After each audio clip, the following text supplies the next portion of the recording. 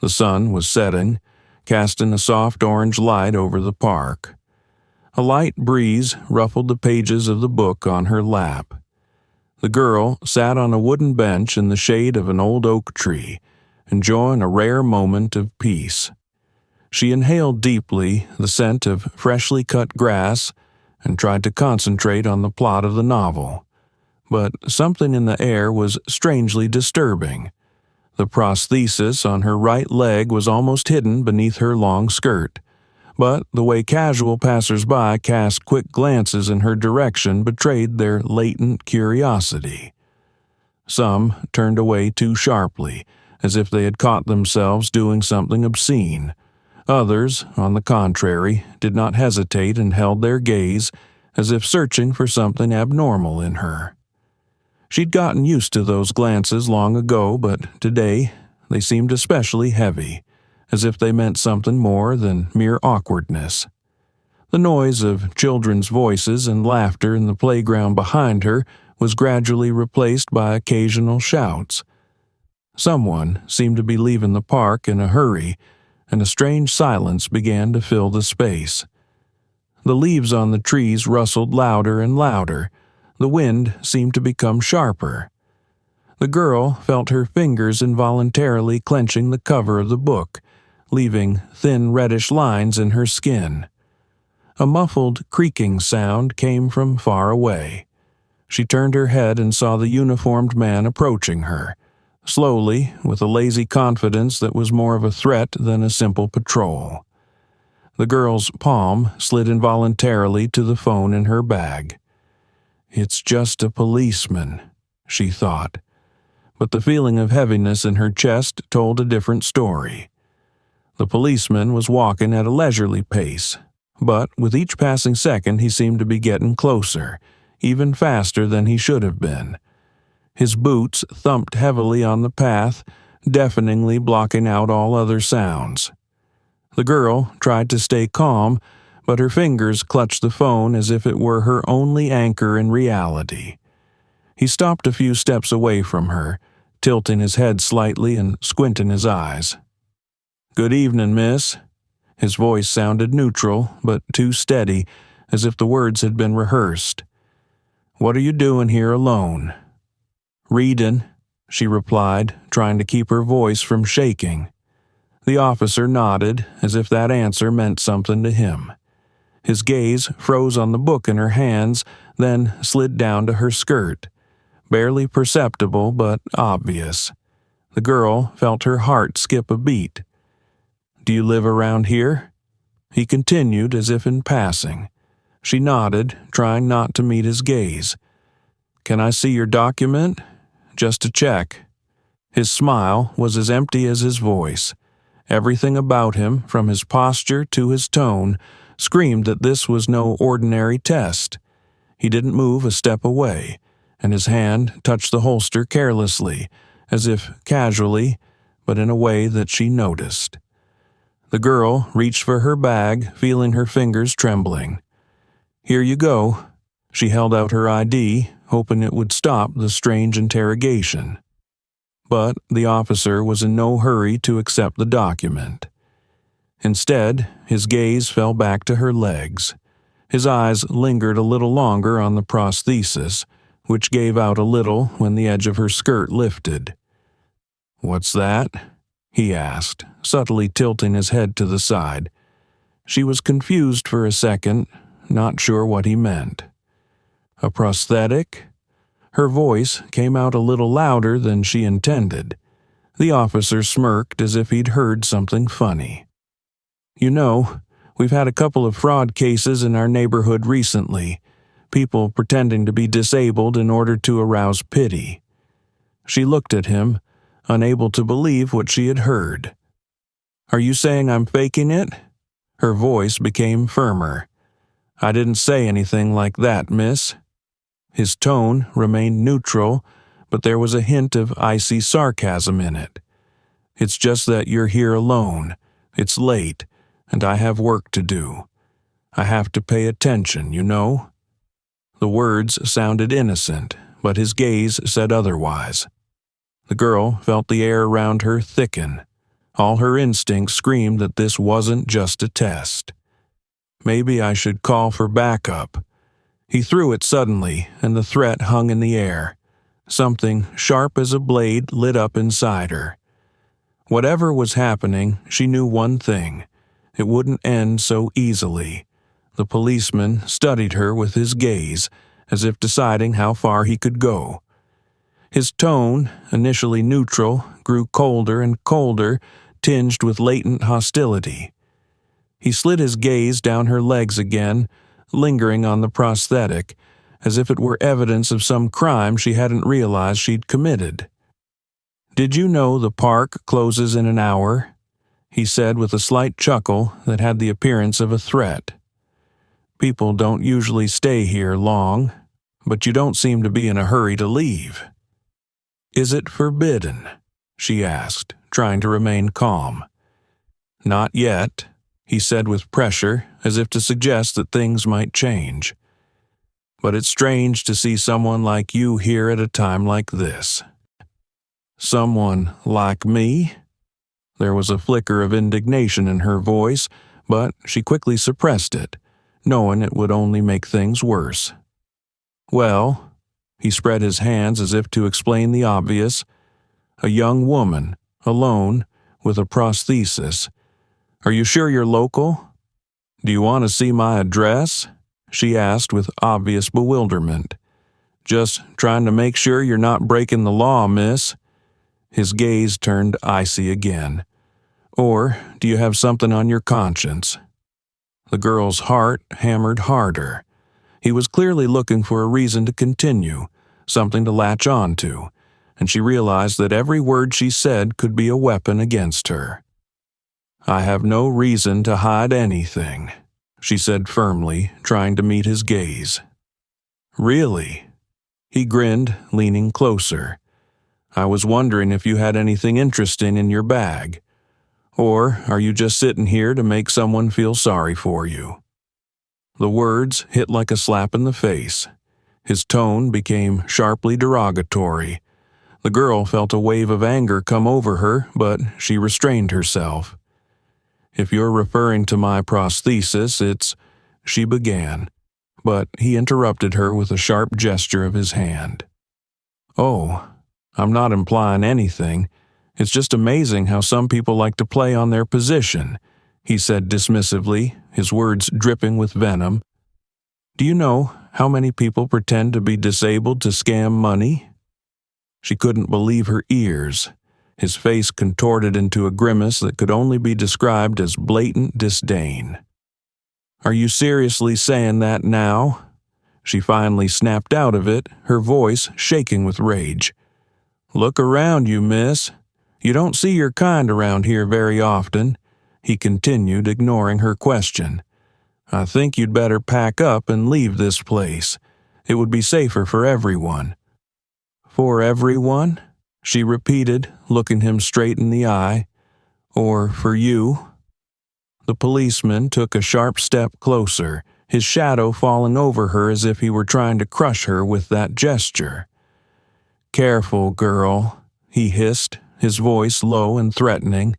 "People like you often confuse rights with privileges." Her breathing became rapid. She felt fear mingle with rage, and a general sense of injustice overwhelm her. But she couldn't let herself lose control.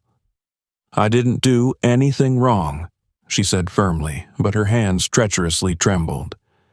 "Not yet." His answer sounded like a promise. He looked around, as if checking for witnesses, and then leaned closer, almost whispering, "But we know the trouble you can cause." At that moment, she realized it wasn't about her personally anymore. It was a game of humiliation, of proving that he had the power and she didn't, a game in which he had already chosen her as his victim. The policeman continued to glare at her, as if she had already been found guilty of a non-existent crime. The girl felt something inside her tremble, but she wouldn't let herself lower her eyes.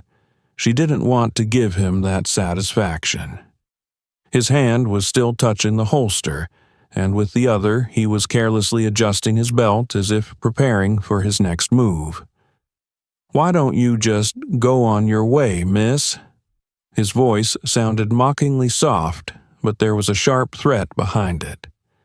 "I have a right to be here," she replied, trying to speak calmly, though everything inside was screaming. "Right?" He laughed, short and sharp, as if he'd heard a ridiculous joke. "People like you are too fond of throwing that word around." Her hands trembled again, but she didn't move. She knew that if she gave in now, it would be another victory for him, a victory over those he despised without reason. "Why are you doing this?" she asked, looking straight into his eyes. His face hardened, his lips tightened. The next moment, before she could realize it, he abruptly pulled the pepper spray from his belt. "Shut up!" he shouted, and before she could react, a jet of orange liquid hit her in the face. The world around her exploded with fire, her eyes instantly filled with tears, her throat burning as if it were wrapped in sandpaper. She cried out, instinctively covering her face with her hands, but that only made the burning worse. "Why?"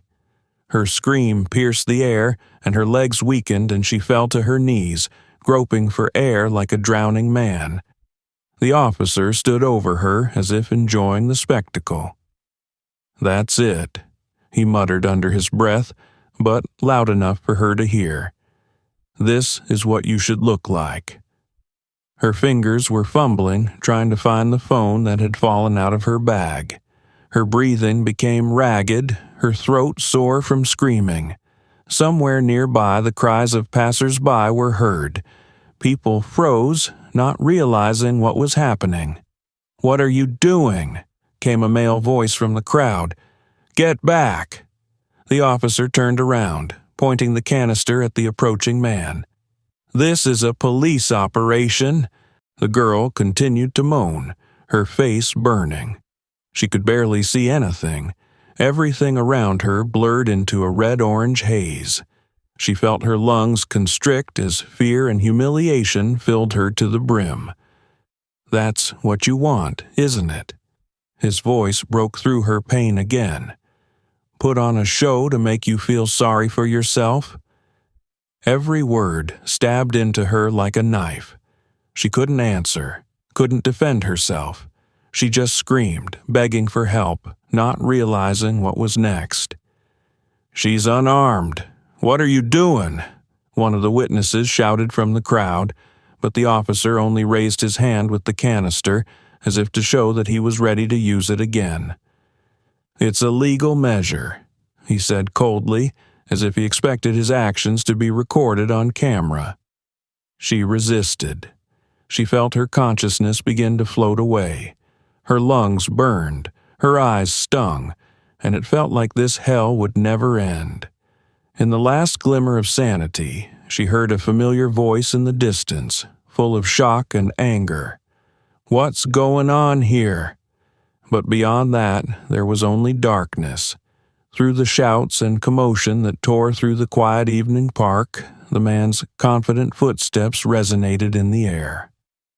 FBI agent James Hudson was walking through the park after a long day's work, hoping for a brief distraction from his official thoughts. His keen hearing picked up a noise, and he stopped, alert. The screams sounded nearby, piercing, soaked with pain and fear.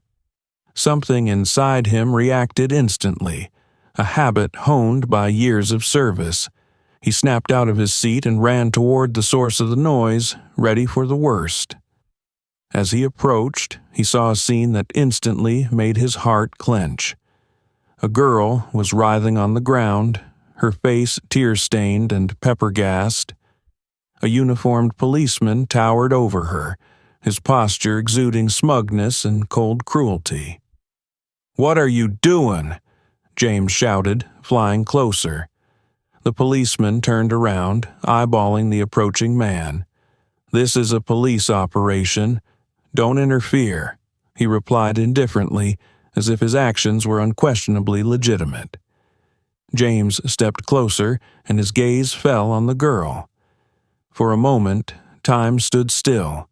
In her face contorted with pain, he recognized her. He recognized his daughter. "Caitlin!"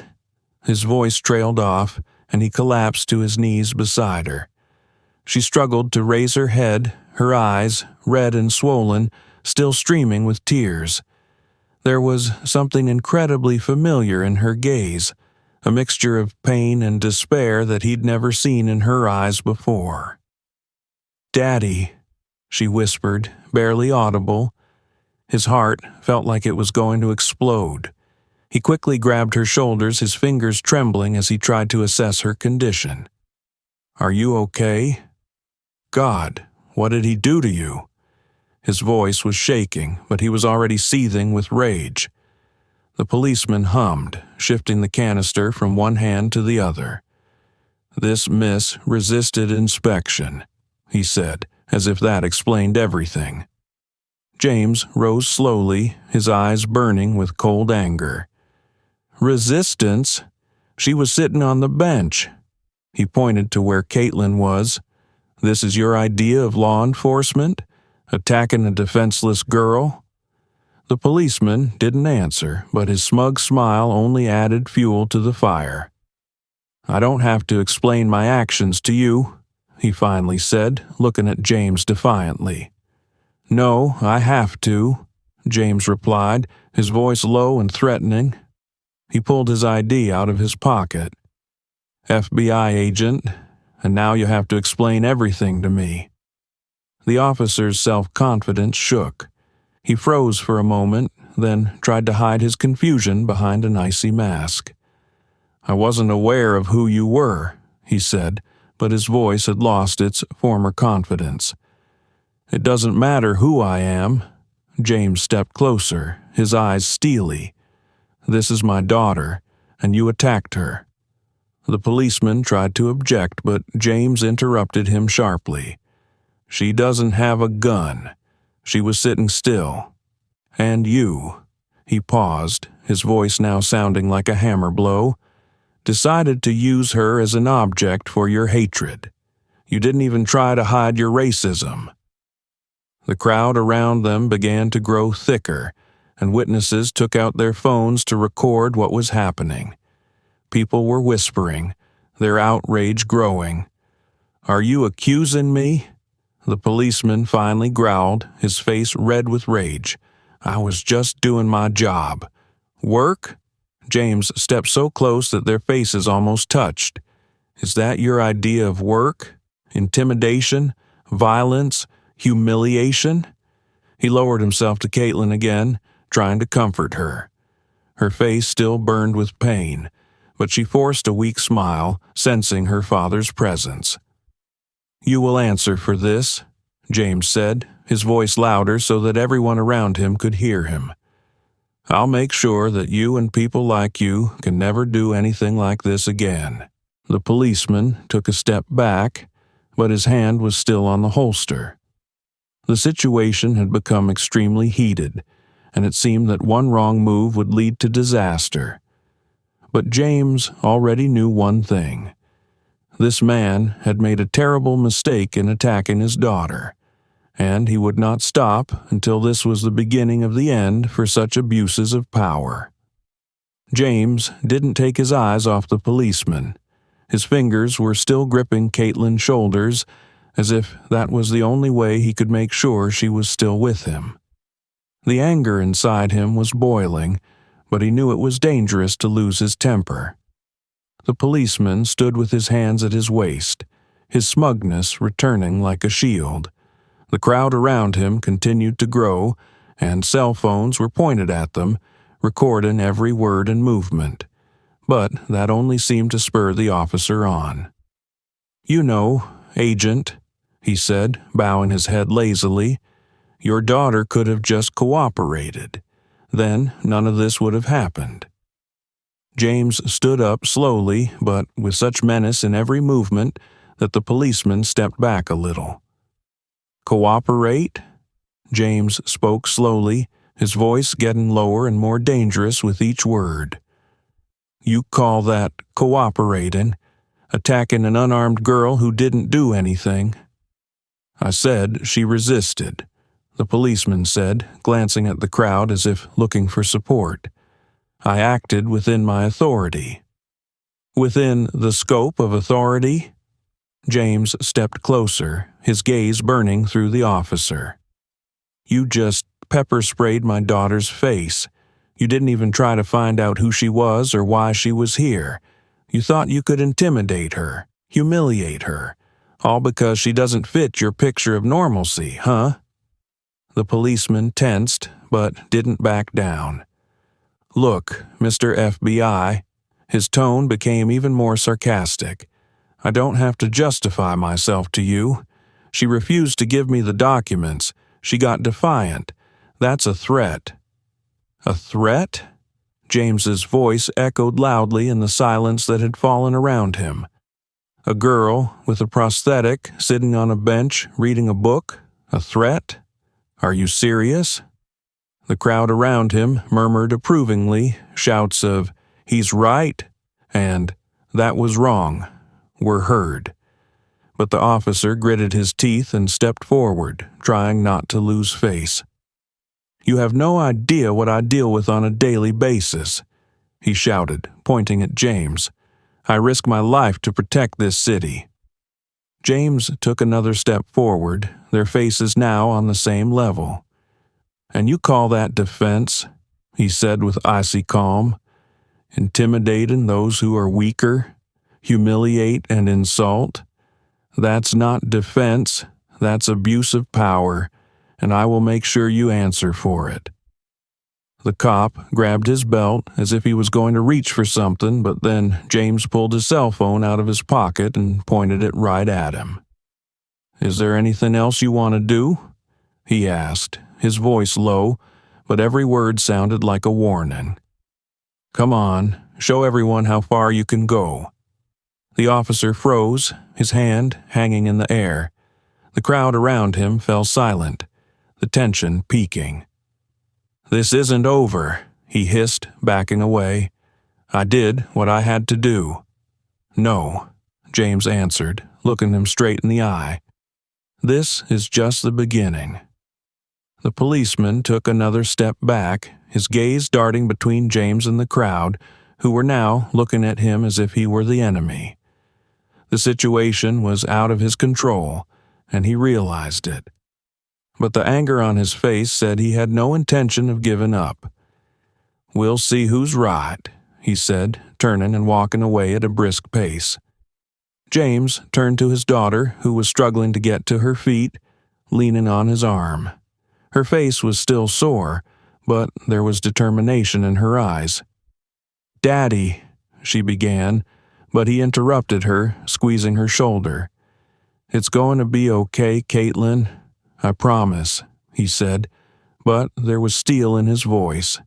"This man will answer for everything." The crowd applauded. Some shouted words of encouragement, but James already knew there were many more battles ahead of them. This was just the beginning. As soon as the policeman began to move away, the crowd around him began to revitalize. People who had been silently watching were now pulling out their phones, filming what was happening. The cameras were pointed at James, Caitlin, and the officer, who was still on the edge of self-control. "Did you see what he did?" shouted the woman in the bright red jacket. "He just attacked her. It's illegal." Another voice, a young man filming on a smartphone, supported her. The policeman stopped, his face contorted with anger. He turned around and looked at the crowd. "Disperse!" His voice sounded like a gunshot. "This is none of your business." But the men didn't back down. The man with the phone stepped closer. "We've seen it all, officer. You abused your power. Is it your job to attack the defenseless?" "Get back!" the policeman shouted, grabbing his holster. "I said break it up." The crowd shuddered, but no one moved. People continued filming, their outrage growing by the second. "Are you threatening us with weapons?" shouted someone from the back row. James, seeing the situation escalating, raised his hand, urging the crowd to calm down. "Stop!" His voice was loud and confident. "Let's not give him an excuse. He wants you to be scared. Don't give him that." The agent's words had worked and the crowd had quieted down a bit, but the cameras continued to record the policeman's every move. "You don't know what you're doing," shouted the officer, now clearly out of control. "This is my job. I was acting according to the law." "It's not a law." The woman in the red jacket took a step forward. "This is a crime. We saw you attack her." The policeman turned toward the woman, his eyes burning with rage. "Do you want to end up in the ward?" he hissed. "I can book each of you for obstruction of law and order." "And we can book you for assault," parried the young man with the phone. His words drew a cheer from the crowd. People began to move closer, creating a ring of support around James and Caitlin. The policeman, now surrounded by people, was getting nervous. His hand slid closer to his weapon, and James noticed it. "Take your hand away," he said sharply. The policeman froze, his gaze meeting James's. "What?" "Take your hand off the holster," James repeated, his voice sounding like an order. "You've done enough already." The officer slowly raised his hands as if to show that he was surrendering, but his gaze darted from one face to the other. "You'll all be sorry," he muttered, but his words were drowned out in the noise of the crowd. Some of the witnesses had already called the police to report the assault. Others were shouting demands for the officer to be punished. The tension in the air had reached a boiling point. "Calm down," James said loudly, raising his hands for attention. "We're here for justice, not chaos. All you have to do is write it down. Write everything down. This is our best chance." The policeman took a few steps back, now clearly frightened. His self-confidence melted under the gaze of dozens of eyes and cameras pointed at him. "You'd better leave," James said coldly, "before you make any more mistakes." The policeman hesitated, his face flaming with humiliation, but the crowd and the cameras left him no choice. Gritting his teeth, he turned sharply and strode away, shouting into his walkie-talkie something about a crowd obstructing law and order. When he disappeared from sight, the crowd broke into applause. But James wasn't smiling. He knelt beside Caitlin, checking her condition. "It's over," he told her, his voice quiet but determined. Now he would answer for everything. The eyes of the people around him said that they were ready to support him in this struggle, but James knew they had a long and difficult road ahead of them. The policeman's heavy footsteps sounded again as he suddenly stopped a few meters away from the crowd. His face was a mixture of anger and sadistic satisfaction. He turned around and walked quickly back toward James and Caitlin, as if he had decided something. "Do you think it's over?" he said sharply, his voice filled with venom. "No, miss. You're under arrest for disobeying a police officer." "What?" James exclaimed, standing up abruptly. "Don't you see the state she's in?" But the policeman ignored his words. He pulled out the handcuffs and, grabbing Caitlin's arm, began to roughly lift her off the ground. "She should have thought of that earlier," he hissed, holding her by the wrist like she was a dangerous criminal. Caitlin, weakened from the attack, tried to resist, but her hands shook and her eyes still burned with pain. "Please," she whispered, her voice barely audible. The policeman paid no attention to it. He jerked her to her feet, her prosthesis creaked under the pressure, and she almost fell again. "Stop it!" James shouted, his voice breaking with anger. "She needs help, not this humiliation. She needs to learn to respect the law. the policeman said coldly, cuffing her slender wrists with such diligence that she cried out in pain. The crowd around them became noisy. People began to shout words of indignation. "It's illegal. You can see she can't even stand. You're violating her rights." The policeman turned sharply toward the crowd, raising his hand to silence them. "It's none of your business," he barked. "Does anyone else want to join the arrest?" James clenched his fists, his breathing heavy. Everything inside him screamed to rush at the man, to stop him, but he knew that one wrong move and it could be disastrous. "I'm warning you," he said, struggling to contain his rage. "Let her go." The policeman grinned, looking back at James with challenge.